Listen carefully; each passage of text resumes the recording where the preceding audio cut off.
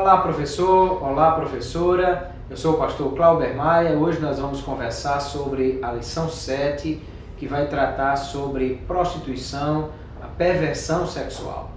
Quero lembrar para você que essa palavra prostituição não fala apenas do sexo que é feito em troca de dinheiro, a prostituta que vende o seu corpo, mas a prostituição trata de tudo aquilo que é o desvio do padrão sexual que foi criado por Deus para a humanidade.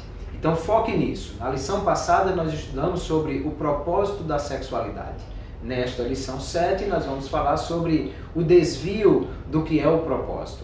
Na próxima lição nós vamos estudar sobre o padrão de Deus para a sexualidade e na lição seguinte como evitar ou o que devemos evitar para não fugir, não sair do padrão de Deus. Para essa lição, é importante que nós tratemos com os alunos essa coisa de quais são os desvios daquilo que é o padrão de Deus.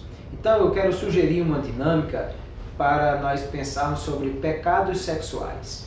Você vai fazer uma lista e distribuir com os alunos, pode ser um tema para cada grupo, ou se você não tem tantos grupos, com um grupo menor.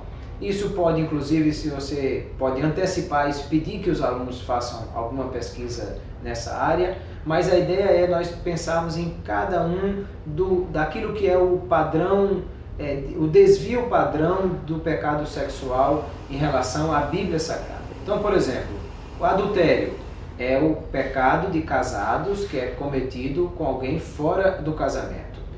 O que é o pecado de adultério? Isso que eu já falei. O que a Bíblia fala sobre o adultério? Procurar textos bíblicos sobre isso. Quais as consequências do adultério na vida de uma pessoa? Vai corroer a confiança, a quebra da aliança, e aí esse grupo vai trabalhar isso. O outro vai falar sobre fornicação. Fornicação é o pecado sexual de solteiros. Alguém que pratica sexo fora do casamento, mas que não é casado. E aí o que a Bíblia fala sobre fornicação?